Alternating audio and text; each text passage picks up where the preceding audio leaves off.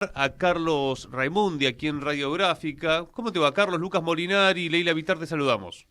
¿Qué tal? ¿Cómo están? Un gusto, ¿eh?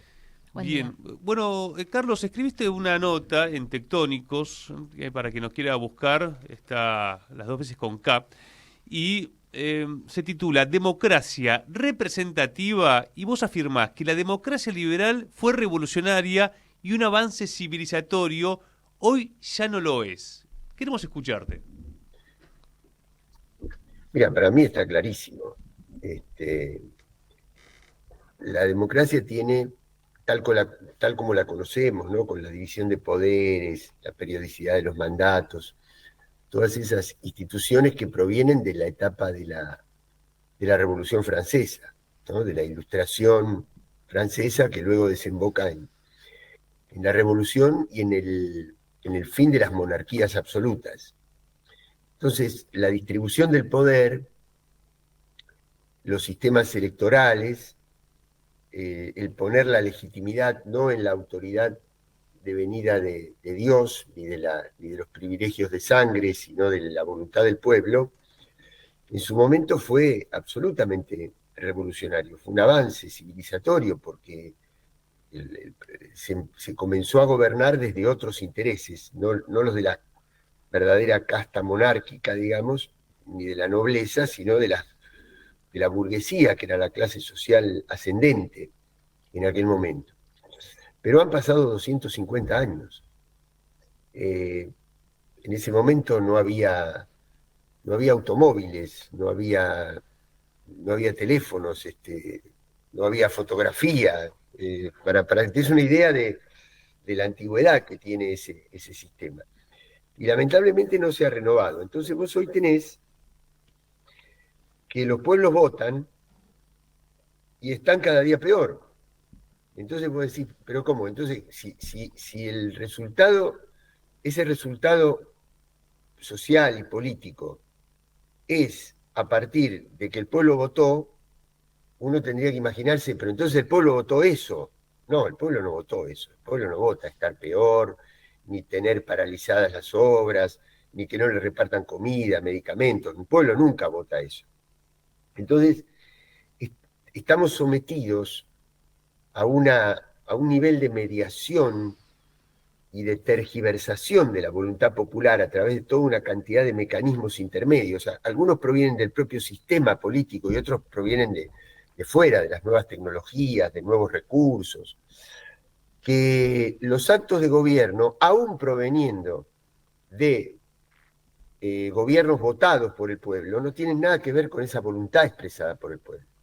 Entonces hay que inyectarle a la democracia liberal, a la pura democracia electoral, hay que inyectarle nuevos mecanismos de poder popular que hagan mucho más directa la relación entre lo que el pueblo expresa y las decisiones que se toman desde la política. Ese es el sentido de la nota. Quiero aclarar que de ninguna manera implica, es decir, el antónimo, el opuesto de la democracia representativa no es la dictadura, sino que es una mejor democracia, porque si no, daría la sensación de que yo estaría renunciando o renegando de las cosas positivas que tiene la democracia representativa, que tiene que ver con libertades, con derechos individuales, ¿no? Con ciertas garantías. Yo no estoy en desacuerdo con eso. Digo que eso es insuficiente hoy para garantizar el bienestar, el buen vivir de los pueblos. Carlos, buen día, acá te saluda Leila. ¿Pensás que en la región o en el mundo hay ejemplos de estos sistemas un poco más participativos que se puedan Sí, como tener en cuenta? sí, mira, en todo el proceso que se inicia en 1999 cuando llega Chávez al poder, y después viene Lula, Néstor, Evo, Correa, Lugo, el Frente Amplio en Uruguay, hay tres ejemplos. Hubo tres constituciones que se reformaron. Bueno, hace poco se reformó también la de Perú, pero en otro sentido, completamente distinto. Me refiero a los gobiernos populares, ¿no? A la etapa de los gobiernos, de las experiencias profundamente populares, no neoliberales que tuvimos. Hubo tres ejemplos. La primera fue la Constitución de Venezuela, y luego, casi en simultáneo, Ecuador y Bolivia.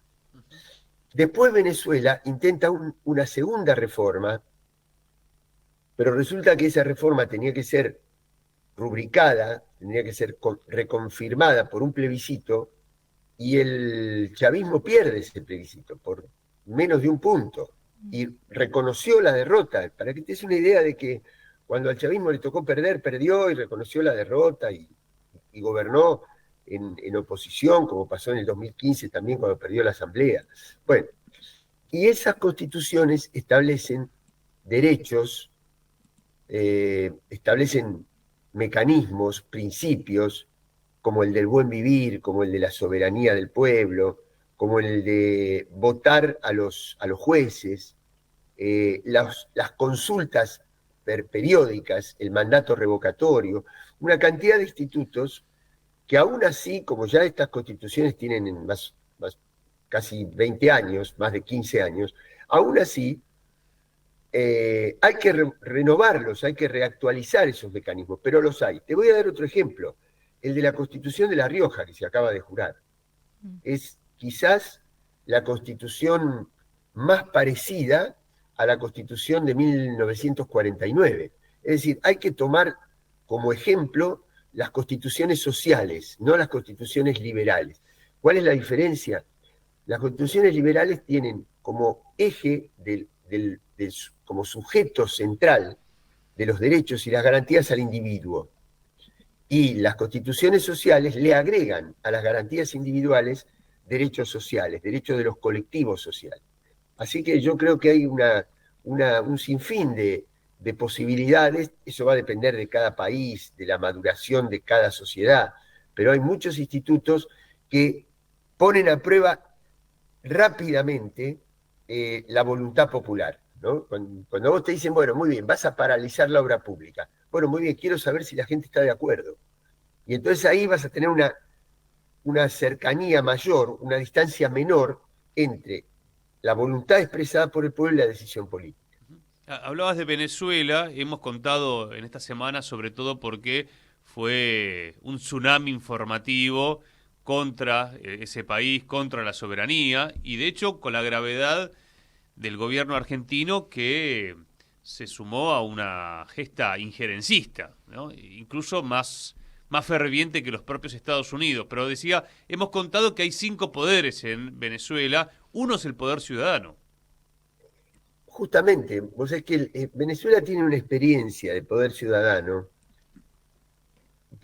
que se trata de gobiernos comunitarios que depende, digamos, en algunos lugares tienen alcance municipal, en otro, cuando es un municipio muy grande, se divide en comunas menores, que formalmente lo tenemos en la ciudad de Buenos Aires, por ejemplo, pero Te que no remarco funciona. formalmente, porque estamos Claro, en no la Comuna funciona. 4 y podemos dar cuenta de miles de ejemplos de esa formalidad y esa Claro, lejanía.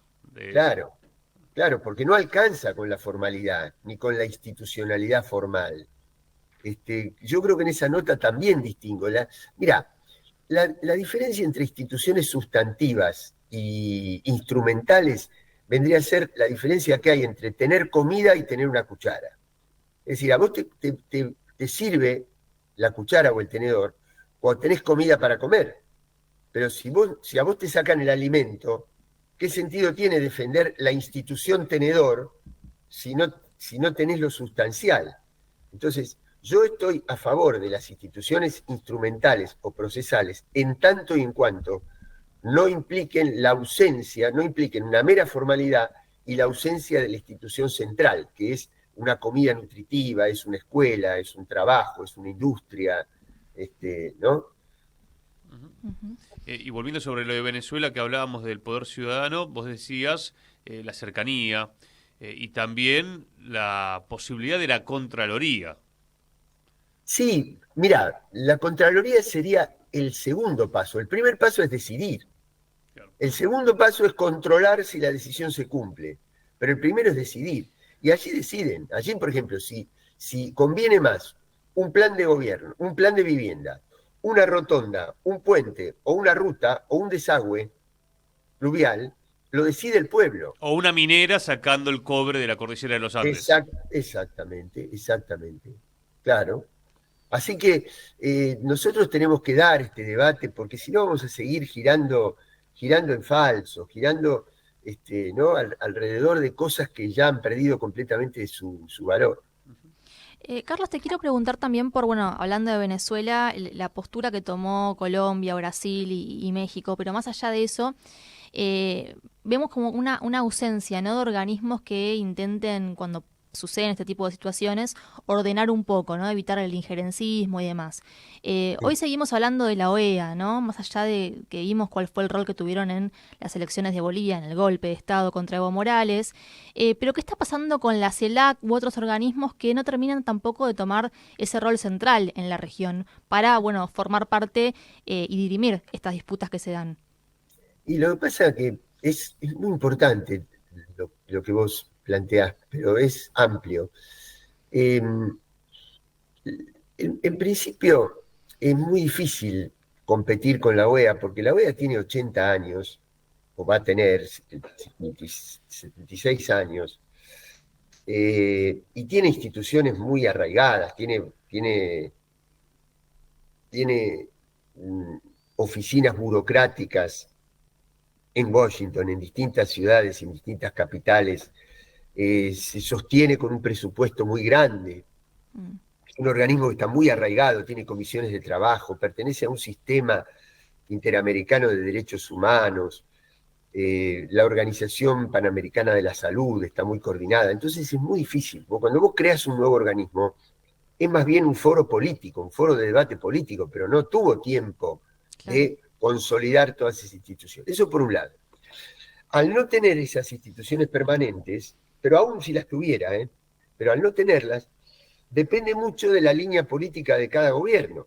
Entonces, cuando vos, por ejemplo, la CELAC, no está Estados Unidos y no está Canadá. Muy bien, eso ya es un avance porque si no sería tener la OTAN en la integración.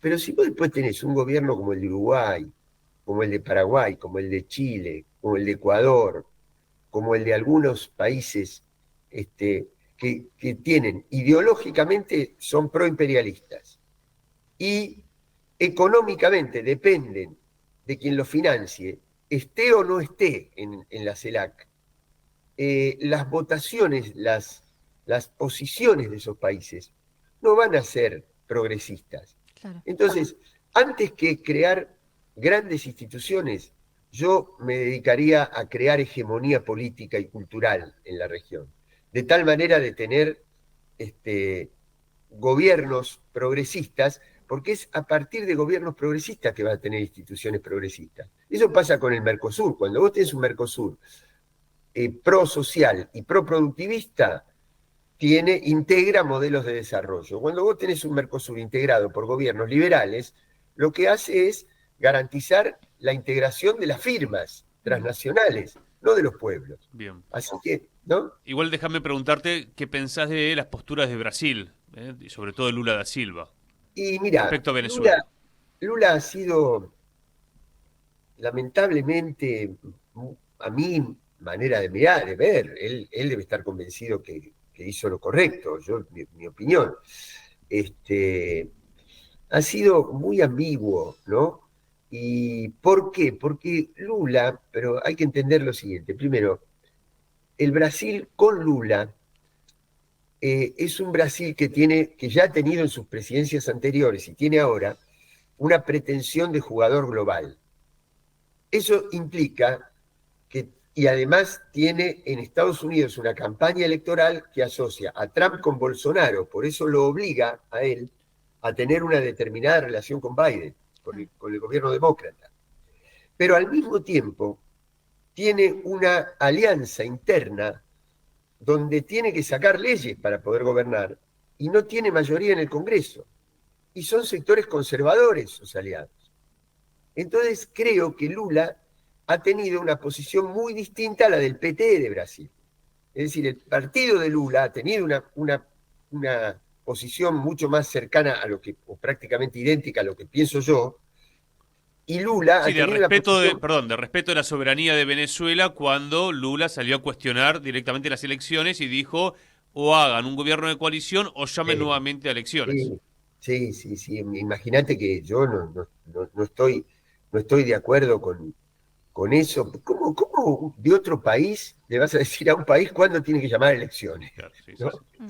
Pero bueno, está en los BRICS, tampoco, es decir, no, lo que no quiero, o sea, puedo mostrar mi disenso, mi distancia con la posición de Lula, pero no me puedo ensañar con Lula. ¿Por qué? Porque México, el México de Sheinbaum, que asume ahora en octubre, o de López Obrador, la Colombia de Petro, el Brasil de Lula y la Venezuela de Nicolás Maduro tienen que estar en el mismo lugar. Días más, días menos. Yo creo que esto se va a normalizar, las actas ya están todas presentadas en el Tribunal Supremo, se van a dar a conocer y Lula, su última declaración fue, voy a ser respetuoso de lo que diga el Tribunal Superior Electoral. Mm. Yo espero que eso sea así, que el tribunal determine los resultados, como le estaba pidiendo tanta gente, y que se normalice la situación. Carlos, te agradecemos la charla. Al contrario, yo les agradezco, un gusto. Un fuerte abrazo.